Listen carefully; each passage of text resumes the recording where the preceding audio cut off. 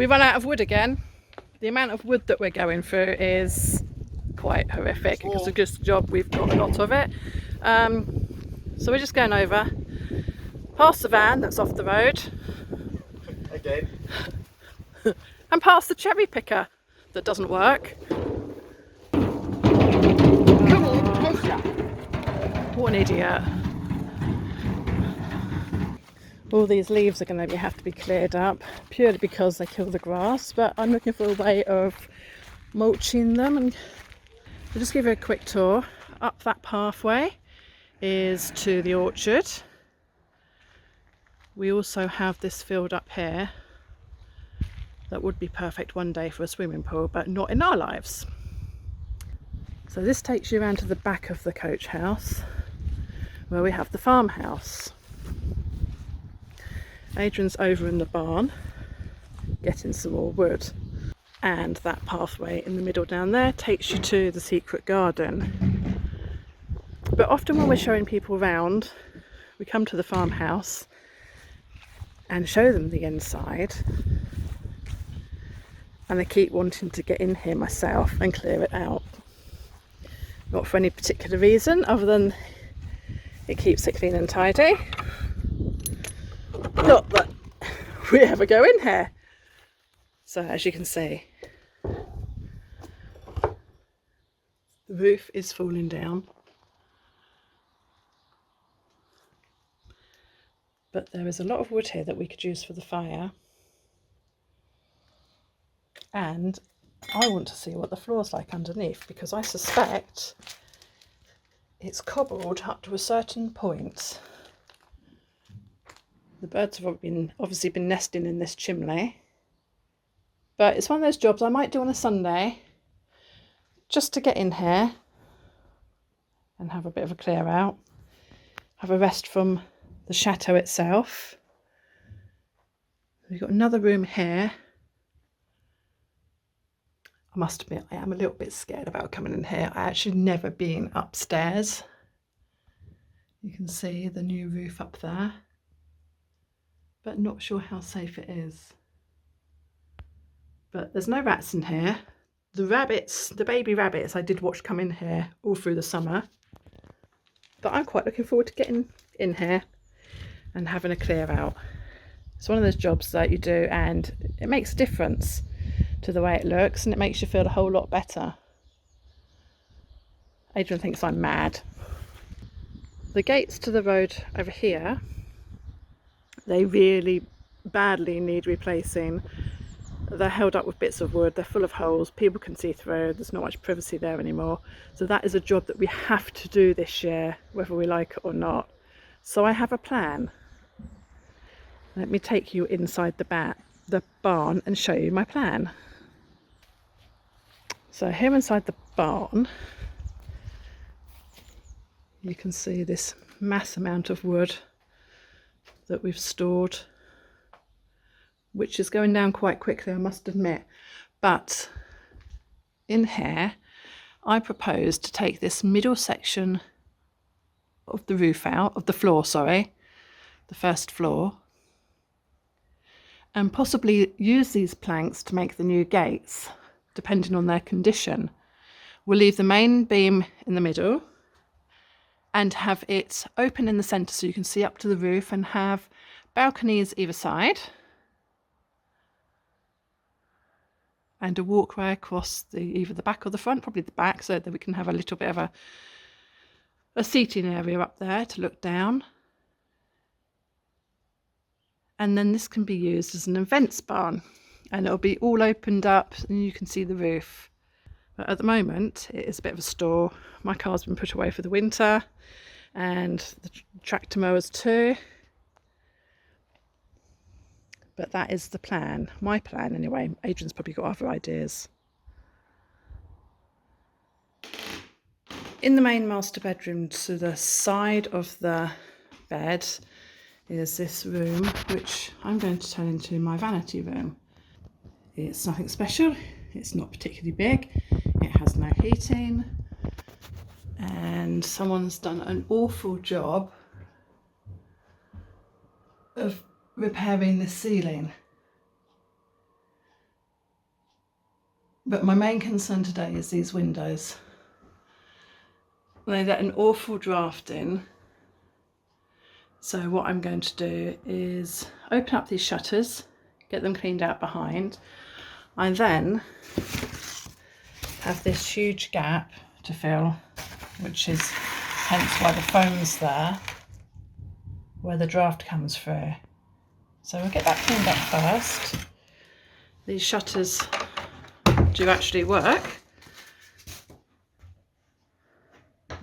but they're not particularly nice behind.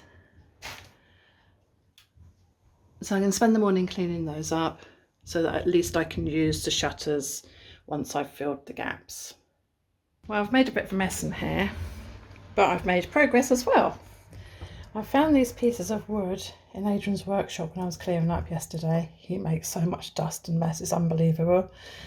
Anyway, they fit perfectly, look, into this gap. It's a bit tight as it goes along, so I've got the hammer at the ready and I'm going to wedge that in there.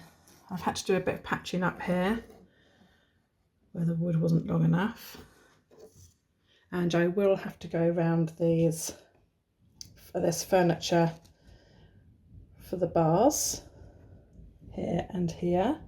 See the old dowels, they need knocking in, I'm guessing. I'll ask Adrian's advice on that, he's the woodman, not me. Get those in, I can then fill them. I've cleaned behind the shutters so that I can ready to fill the gaps there, because there's a wind coming through there as well. And also a big chunk of plaster there. But let's get this big gap here filled first. So I'm in the top of the coach house. This is my stockpiling room, if you like. And as you see, this is the floor. Be a bit careful here before I go through the floor. This is some of the timber. I have stolen quite a few that I took up from what we have at the moment, the temporary kitchen. So I'm going to slowly start working my way through these. Now we seem to have 3 different thicknesses. One's about 100mm thick, and they're the ones that sort of are the border surround that just say about a foot or so inside from the wall. So you saw a pattern that came from the wall outwards, all in straight lines, and then they hit a cross member. A lot of those are the 100mm ones. So thankfully I can build another timber frame down by the salon windows. Well, I'm missing everything down there, so that's a relief. But what I've got to find now is some wood that's only 95mm thick, which is what I need for the parquet in the inner part of the floor. So let's get on a hunt. While I'm up here, I'll just show, I have shown a lot of people this in early ones, but we do have a lot of new subscribers. So while I'm up here, again, I'm just going to show you how gorgeous it is here. This is a project, as I've said numerous times, I can't wait to get hold of, but it's not a priority. Oh, and we have a rat catcher. Morning, Tia. She follows wherever I go, she goes. Sometimes annoying, sometimes cute. Very symmetrical, the coach house. So I'm not going to walk over this floor, but the floor I'm looking at the parquet on, this again is identical, the other side. Except for a lot more holes. But yes, I thought while I was up here, again, I would just show you or remind people how nice this coach house could be if Carol lets me out the chateau and start playing in here. But I think that might be a while. So the crack on the windowsill was deeper than I thought, and I kept losing the wood down it. So I had to pack it out with some packaging foam that I had, then cut the wood into it, and then I've just put some wood filler along there for the moment, and that will go dry. As you can see, there's the piece of wood that I put in, which it's not quite flush with the original windowsill, but I shall fill that. And hopefully, it's a windy day, there's a bit of a draft coming through this corner, But we'll get that sorted and then fill the cracks, inside the shutters. That's that job done. So I've filled all the way around the edges with some cork.